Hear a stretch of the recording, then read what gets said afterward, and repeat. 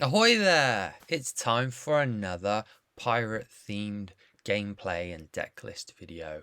This time starring Captain Pureheart.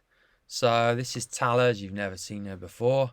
And her flavor text is a heart as vast as the ocean and a will as unyielding as the tide.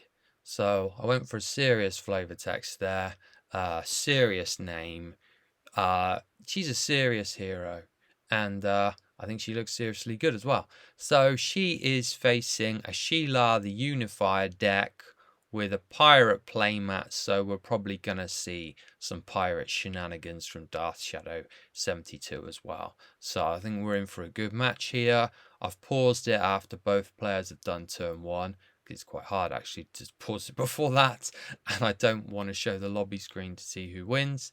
And Tala, RS Kazunori, who's piloting Tala, has played down Ravenscrest Valley of Secrets.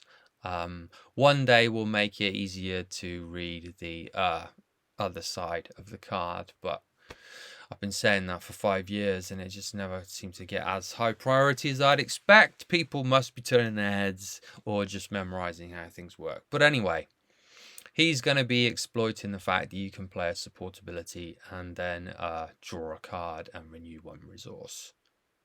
But he is giving Sheila the Unifier the ability to spend 3 to seek an ability. Okay, right. So let's soldier on now with the game. Bazaar comes down, draws a card. Thank you very much. Renews resource, but he hasn't got anything that costs 1. Both players now draw a card thanks to Bazaar. So the opponent skipped. Horizon's Reach has hopped down, and this is an amazing draw engine, as I've talked about in previous videos, because as soon as you put crew on there, if you control the active location, make sure you do actually control it, then you draw a card when crew get on board. So the Tempest Queen has got the Portside Siren on, who makes the pirates cost 1 less to summon. Another ally is now dropping on, and the card's been drawn thanks to the ability there. Dr. Loaded come down and draws a card and renews a resource, and he's been able to bring out 2 big allies here and turn one of them into Protector. Let's just pause this at this point, if you'll let me. You can stay paused? Pause. I don't want to see that. Pause. Right, okay, yeah. So he's had 4 resources. He's managed to drop down Doctor Loaded and activate it. And because he's got these 2 massive allies down, so this one, the first weapon or armor with cost 6 or greater, you summon each turn, cost 6 less resources. So actually, you could have put a big thing in here and got it out for free as well, which would be pretty neat. I haven't seen that yet in a pirate deck. And Kion's come out as well, and he has Steadfast. They do bounce back regardless of Steadfast here. But it does stop somebody from maybe pinching him with a Dockside Coercer, Captain's Crest, and so on. That is a formidable board presence right there. Sheila would surely love to have a tidal wave now, but that's the wrong class. So anyway, let's continue. So Sheila is using the ability, drawing 2 cards, and now has dropped a Portside Siren, who has haste thanks to Commodore Latimer. And the saboteurs just come down and blown up a ship. The Siren has smashed into Kion because she really needs to take him out to be able to then get at Gnor, the legendary crafter, who has Defender as well, while you control no weapons and no armor, because he's busy crafting. So yeah, he doesn't like being disturbed, so he will defend. So Shoreline Skirmish has come down now, and that's a way to get another big ally out. And there we go, Eriss Fateweaver. So she's blown up the wow, Shrine of Negatia has blown up one thing, and she's blown up the other one, and now these 3 allies have all got to stay out in play. Quite an amazing combo there. So Coercer wouldn't have been able to get at them anyway because they're too high ability, but he has got haste, so that's worked for him at least. A Coercer's now yoinked a Coercer. Yeah, he's very fickle, that guy. You'll coerce, you'll be coerced. He's just all about coercion.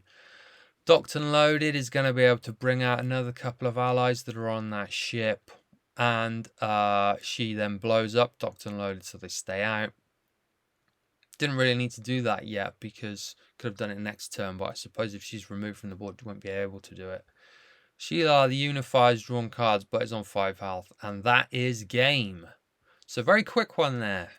Kazunori has been playing some other versions of this deck, but he says that Horizon's Reach with a location is the best form of it so far. So, yeah, let's check out the deck list. Let's go to the deck because I've built it myself as well here. So, just drop me down in size here. Right, so, Coercer. We didn't see the Sandworm in that game. We didn't see Nanaya either. Any other warrior-based cards? King's Pride was there. See, that will drop down for 1 cost, thanks to Gnor. Yeah, really solid deck. If you want to know the deck code, then here it is. 1665059B. There it is in an easy-to-see visual form. And there it is in shadowera.com/deck builder. So you can import codes into here, edit them a little bit, then export, and then put into the client. So yeah, this is going to be a short video today because I've got a lot of other stuff on. But yeah, hopefully you liked seeing that in action, and you might be tempted to try Captain Pureheart. As with all my other videos, if you comment on this one with your in-game name, then I'll do a draw later, maybe in a week or something, and you could win a copy of that alternate hero artwork. Thank you very much for tuning in. I'll see you next time, where I'm not sure which hero I'll be using, or it might be a completely different Shadow Era video. But yeah, likes, subscribes, and all that stuff really helps the channel, really helps Shadow Era. So thank you very much, and fair winds to ye.